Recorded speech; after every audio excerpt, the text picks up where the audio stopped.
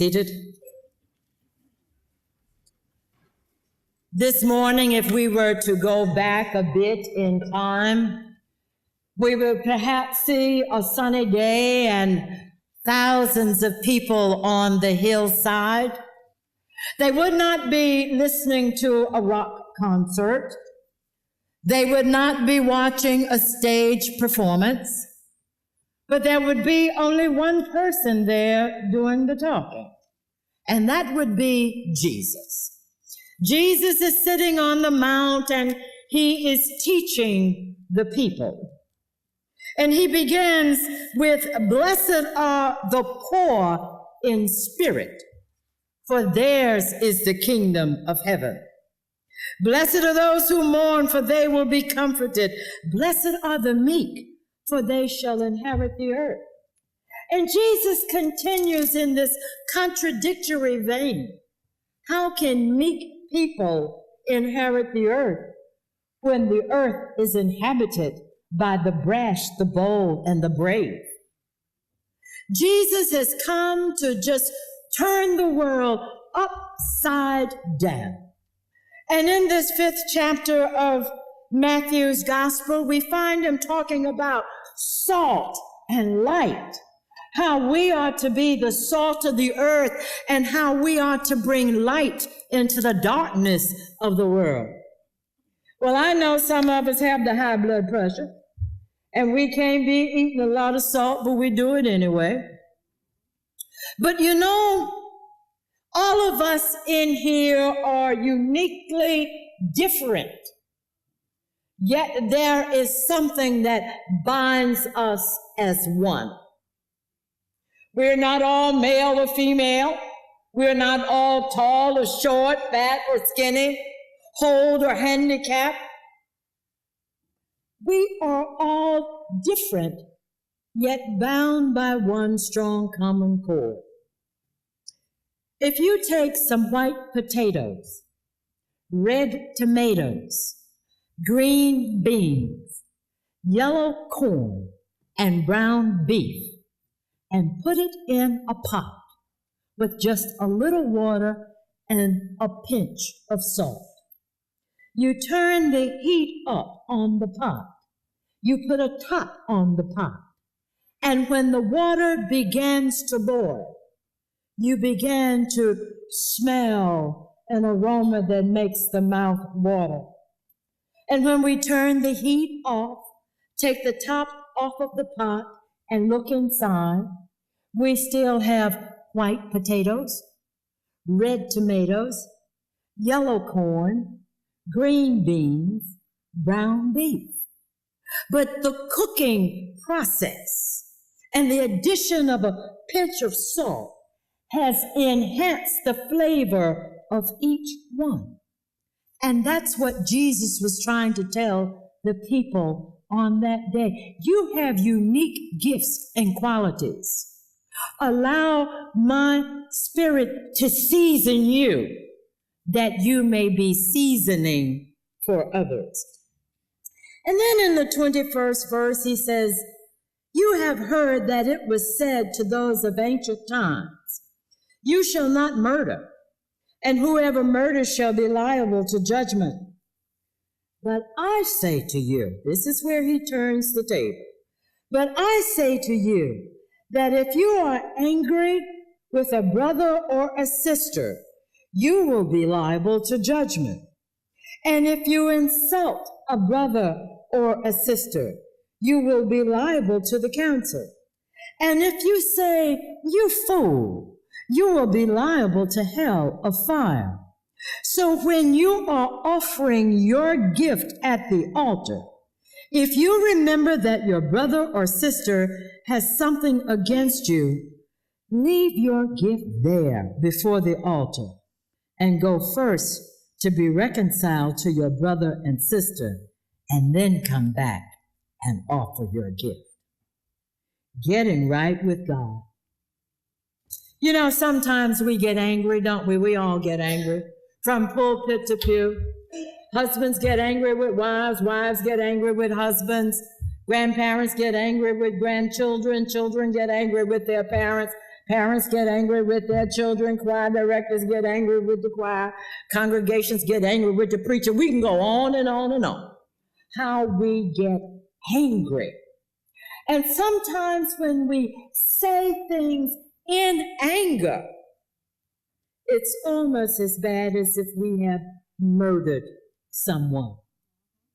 Have you ever been so mad that you just wanted to slap the taste buds out of somebody's mouth? Now, if you say you haven't, I've got some children and grandchildren I can send by your house for 2 weeks, and I guarantee you'll know what I'm talking about. Have you ever been so angry that you could just punch through bricks? I have. And yet, in that anger, with that anger that surrounds me, I come into church, got my Bible under my arm. I didn't say it was open or that I read it. I just have it under my arm. And I march into church like I'm going up to heaven anyhow. And I'm mad at someone who sits on the very pew with me. I'm mad at someone in my home. I'm mad at a friend. I'm mad at someone who has done something to me, yet I come, I preach, I sing, I pray. It ain't right. It ain't right. The Bible tells us that when we come to the altar and we remember that we have something against a sister or a brother, go seek forgiveness, go seek reconciliation, go get it right before we attempt to get it right with God. Sometimes we want to take shortcuts.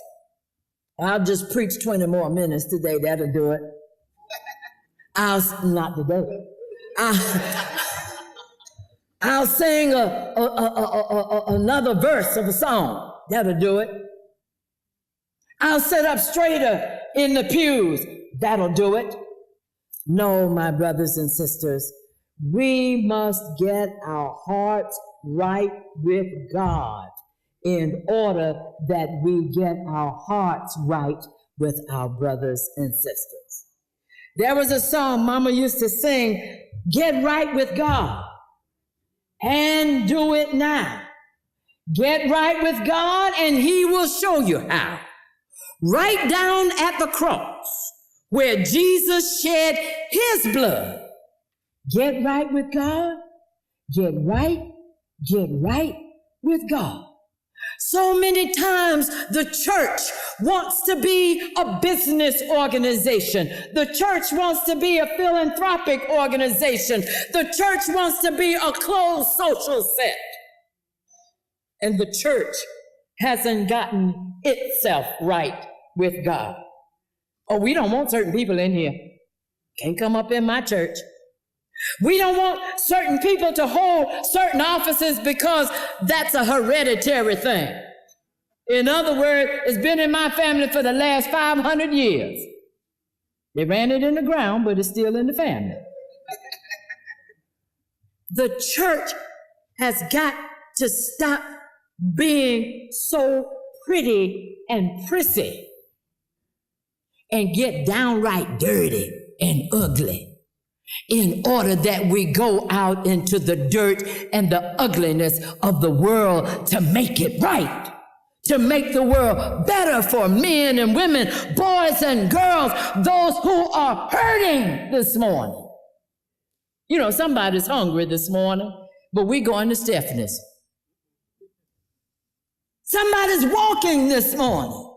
I saw them on my way here. We're going to put $30 more worth of gas in our cars and go on about our business. Somebody will be cold tonight when the temperature falls. But we're just going to turn up the thermostat a little bit more and sit there and watch something on television. Is that a right relationship with God? Is that a right relationship with our sisters and our brothers? My sisters and brothers, until you and I come into a right relationship with God, we're like that little light hidden under a bushel. We're like that salt that has lost its saltiness and its savor. We are like those who don't know God at all. Now, Sister Edna, I know you got a hymn of invitation, but Pat, some Albertina, somebody, y'all help me out. Get right with God and do it now. Get right with God, He will show you how. Right down at the cross where Jesus shed His blood. Get right with God. Get right with God. Church, help me now. Get right with God and do it now. Get right with God. He will show you how. Right down at the cross where Jesus shed His blood. Get right with God. Brother, get right with God and do it now. Get right with God. He will show you how. Right down at the cross where Jesus shed His blood. Get right with God. Get right with God. Sister, get right with God and do it now. Get right with God. He will show you how. Right down at the cross where Jesus shed His blood. Get right with God. Get right with God. And until we get right with God, nothing will do in His name will prosper. So be it. In the name of the Father, Son, and blessed Holy Spirit. We open